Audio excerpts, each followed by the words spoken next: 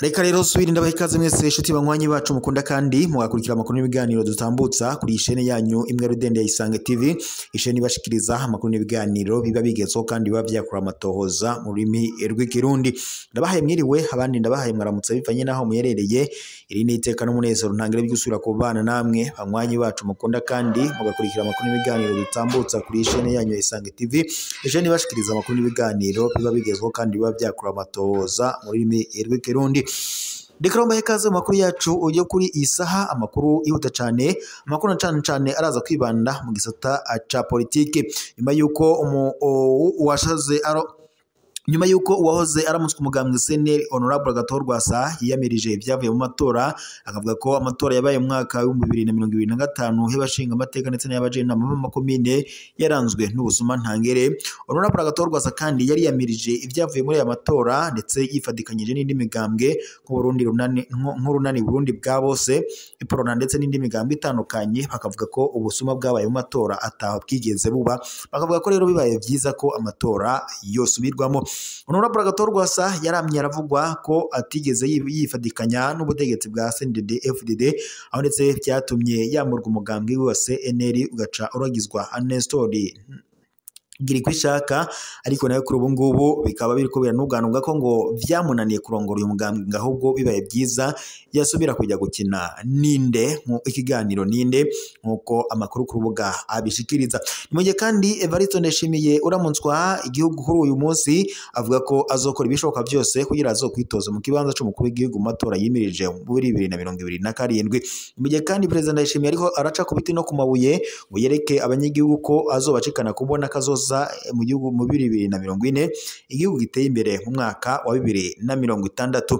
Ariko abahinga mu vya politiki na cyane ngaha mu karere k'ibiyaga binini bavuga ko ivyo ari karakora ko byose ari kugira ngo asinzikaze abarundi ahubwo bakavunira akagohe abarundi ko bohindura ingendo ngo kandi bakiyamiriza ikiringo ca kabiri c'umukuru w'igihugu Evariste Ndayishimiye. Nimuje kandi ibintu birushaho kuba bibi ngaha mu Burundi idoga ry'ibiciro byabaye umurengera ukwinguruza byabaye umuzwibuye igitoro ntiwovuga ibibazo bihanze abanyagihugu Burundi nk'amahera mva makungu yarabuze ariko ibi byose bigaca by'inyugwa no kongera ibiciro ku masoko bibandanya kuduga ubukene bw'inzara mu Barundi ishavuriraniga bakavuga ko Evariste Ndayishimiye rero kuva ari ku butegetsi ataco amariye abanyagihugu. Nimuje kandi amatora yimirije mu mwaka 2027 abatari bakeyi bariko baravuga ko bazokwitoza mu kibanza c'umukuru w'igihugu. Aha akarorero ni Honorable Gatorwasa yahoze aramutswe umugambwe CNL yamaze kugabisha ko azokwitoza mu kibanza c'umukuru w'igihugu. Aravunira agagohe kandi agahamagarira abanyamugambwe CNL kwijukira gutora mu mugambwe uri ku butegetsi ko ataco umariye abanyagihugu ngo bakawiyamiriza ahubwo bagatora umugambwe wa CNL na cyane Honorable Gatorwasa. Honorable Gatorwasa murabizi ko yari yitoje mu kibanza c'umukuru w'igihugu mu matora y'umwaka wa 2020 ariko amatwa dusumira akavuga ko Evariste Ndayishimiye ngo ndetse n'abari bafatikanyije mu butegetsi boba barevye amajwi ya Honorable Gatorwasa. Honorable Gatorwasa yari yamirije kandi ivyavuye mu matora yabaye ku igenekerezo rya 5 nyendaga ukwezi kwa 6 y'umwaka akavuga ko aya matora yaranzwemo n'ubusuma ndetse ngo habayemo kuba umugwamwe uri ku butegetsi wa CNDD FDD waratsinze amatora ngo vyaranzwe n'ubusuma ntangere.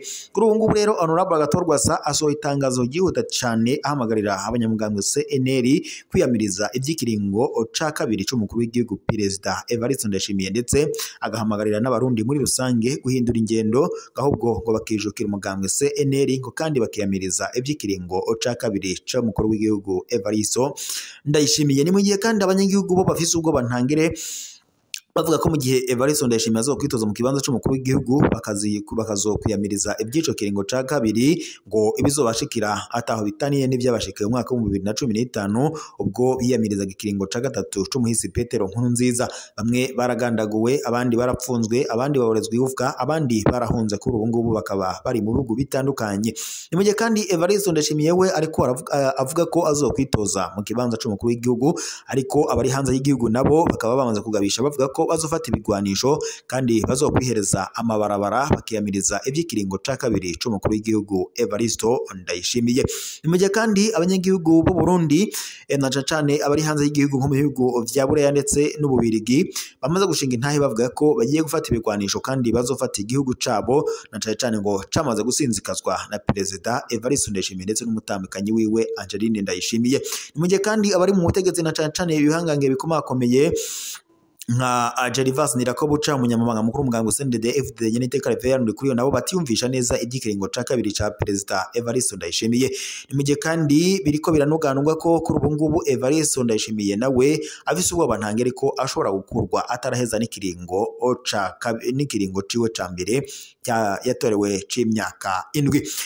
Ni mu gihe kandi Evaristo Ndayishimiye mu minsi iheze yafashe ingingo yo guhindura ubutegetsi agaca ashirako leta shasha irongowe na Nestor Ntawontuye ndetse n'abashikiranganji 13 nyuma yuko leta yari isanzweho ya Gervas Ndirakobuca yari igizwe n'abashikiranganji 15. Ni mu gihe kandi muri abo ngabo abashikiranganji 3 aribo basubijwe mu mabanga abandi bose baca barakomborwa. Kuri ubu ngubu Gervas Ndirakobuca yahoze aramutswa ikibanza c'umushikiranganje wa mbere w'u Burundi, kuri ubu ngubu asigaye aramutswa ikibanza c'inama nkenguzamateka nk'uko amakuru ku rubuga abishikiriza. Honorable Agathon Rwasa rero aragabisha ko umukuru w'igihugu c'u Burundi Evaristo Ndayishimiye agomba gukurwa isaha n'isaha, agahamagarira rero abanyamugambwe CNL ndetse n'abarundi muri rusange guhindura ingendo kandi ngo bakibanda ku mugambwe CNL ari wo ngo office kuzobashikana kumbona kazoza y'umwaka wa 2040 Burundi buteye imbere mu mwaka wa 2060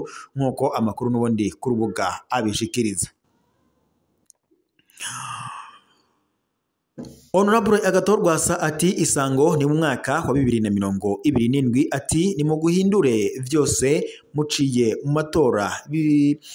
Honorable Agathon Rwasa ati isango ni mu mwaka wa 2027 ati no guhindura byose muciye mu matora, ibisabwa byose kugira twitoze mu kibanza c'umukuru w'igihugu byose birakwiye, ivyitwazo nabyo dufise abanyamategeko babinonosoye.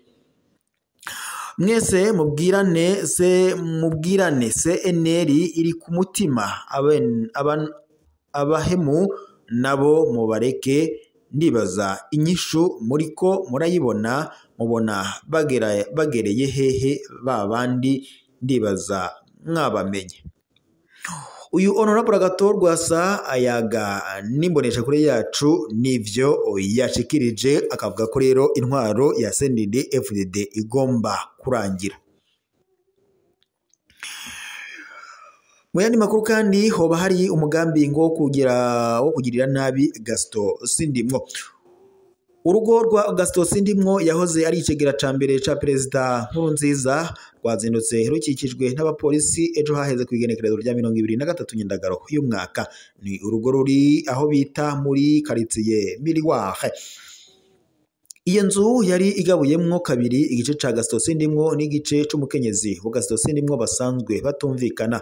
Mu minsi iheze Gaston Sindimwo yari yimutse gato kugira akore ibikorwa byo gusanura iyo nzu. Umukenyezi wiwe ngo yoba yaketse ko ari uruyeri rwo kuyimusohoramwo maze we ayigumamwo no muri ico gice c'ibikorwa byo kuyisanura. Muri ruhande rwiwe Gaston Sindimwo yari yahasize uwo murabira.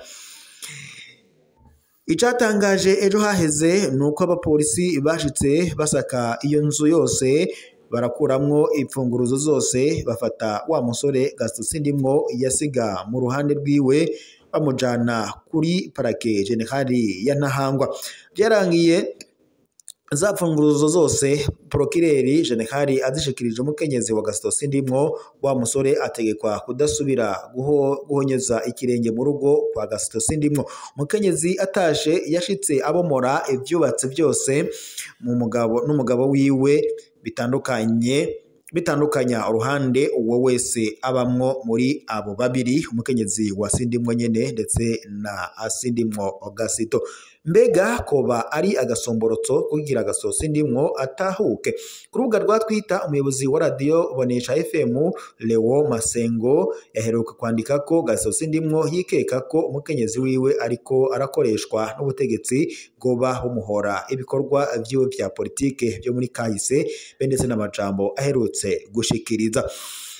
Biravuga ko rero imigenderanire ya Augustus Sindimwo ndetse na Perezida Evariste Ndayishimiye yoba itigeze imera neza kuva Evariste Ndayishimiye yashitse ku butegetsi. Amajambo Augustus Sindimwo yavuze mu misi iheze nama cane kuvyerekeye intambara iri muri Republika Iharanira Intwaro Rusange ya Kongo yaje asongera isibe kugeza aho uwitwa Apotre Isidore Mbayahaga atanga ubutumwa bwasa n'ubw'agacamutwe kuri Augustus Sindimwo. Mbayahaga kandi avuze burya aba yatumwe. Amatwa dusumira ibi bibaye ku rugo rwa Augustus Sindimwo byashitse mu gihe nawe amaze igihe atari mu Burundi. Hari abakeka ko yahunze igihugu, hari n'abavuga ko ngo yoba ari arashaka ubuhungiro i Buraya. Kubona Procureur General yaduka akivanga mu rubanza rw'amatati agasohora umusore Sindimwo yasize mu nzu yiwe agafata ifunguro zose akaziha umukenyezi wa Augustus Sindimwo kandi atarubanza rw'ivyaha ruriho, bisa no kurondera ico shwavuza Augustus Sindimwo agaca ataha gihutihuti kugira ntanyagwe ivyiwe. Ushobora kuba ari umutego kugira ngo Sindimwo atahe ace afatwa apfungwe. Ikiganiro ku nama ca radio Isanganiro Augustus Sindimwo yabayemwo muri Rusama iheze carabaye imbarutso y'ishavu rikomeye mu butegetsi bwo hejuru. Amatwa dusumira kandi akoresheje ico kiganiro ngo oboba abakoresheje ico kiganiro baba baratumwe ko mu nzego z'iperereza kwisigura. Kuba rero Augustus Sindimwo wenyene kuvuga ko atigeze ahamagarwa kwisigura ni ikimenyetso kibi cane ko ashobora kuba afitiwe umugambi mubi. Abamushikira mwo mubwira akicunga. Naho Rumongeho bariwe n'inzuki baje gutora umugeni. Hari kuri uyu wa 2023 nyandagaro y'umwaka ku mutumba Kanyenkoko uri mu gisagara ca Rumonge, aho abantu bari baje gutora umugeni ngo baje mu rubanza, maze haza igitero c'inzuki zivuye mu rupangu rw'umubanyi zirabashwara barahundagara. Umugabo umwe w'umubanyi waho yaciye ahagarikwa n'abajejwe umutekano kubw'amatohoza. Inyuma yaho basanze atungiye inzuki imuhiri wiwe. Ico mumenya nuko inyuma yo guterwa n'izo nzuki imwe mu modokari zari muri urwo rugo yaciye yadukwamwo umuriro atawuzi iyo uzananye, maze irasha iratokombera. Reverien Ndikuriyo aragabisha abarundi baba mu Bubirigi bipfuza gufata ibigwanisho ngo bafate igihugu. Kwa 2023 nyandagaro y'umwaka Ibuye mu ntara ya Butanyerera, umunyamabanga mukuru w'umugambwe uri ku butegetsi wa CNDD-FDD Nyeniteka Reverien Ndikuriyo ari kumwe n'abamenyesha makuru aragabisha abarundi baba mu Bubirigi i Buruseli ko umugambi bafise wo gusenyura leta ihari bakoresheje ibigwanisho basubize amero mwisaho. Reverien Ndikuriyo umunyamabanga mukuru w'umugambwe uri ku butegetsi yagize ati baba bariye bahaze bagatangura kugumura umunyagihugu atekanye. Akomeza agira ati baraza abaje imbere ku rugamba abandi bakurikire, nibaraswa babe icungu. Ati nanje nararashwe incuro 9. Aba mu Burundi barundi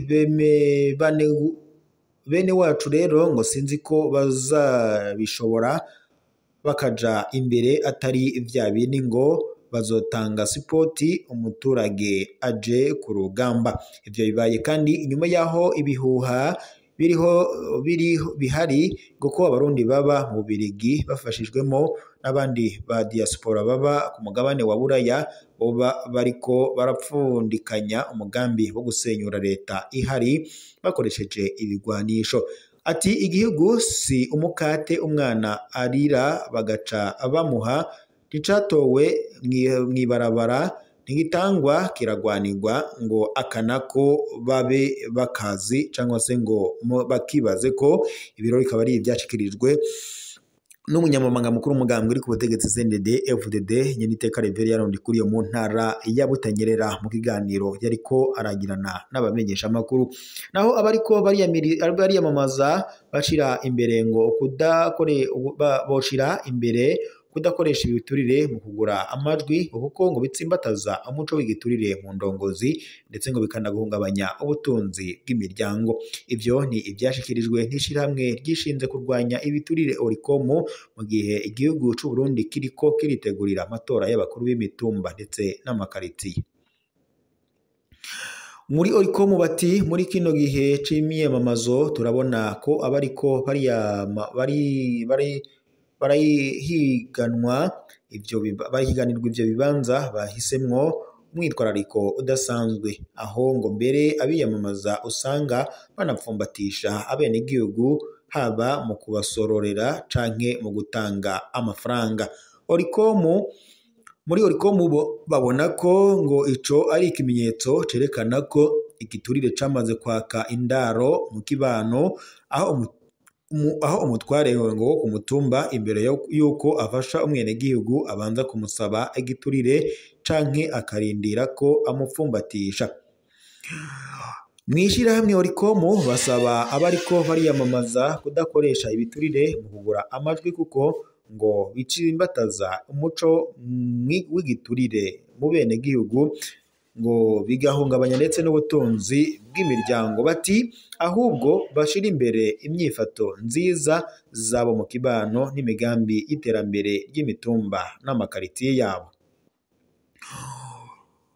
Mu gihe Evariste Ndayishimiye amaze iminsi yiyamiriza ngo ko abakoresha amamodokari y'amavewiti ngo bo baribo batumye igitoro kibura, bavuga ko rero ngo uwishe igihugu aka kanya aya mango ngo ahangayikishijwe n'abafise amavewiti amamodokari y'amavewiti iyo ngo bakura igitoro aho ngo guhangayikishwa no gukemura ikibazo c'igitoro.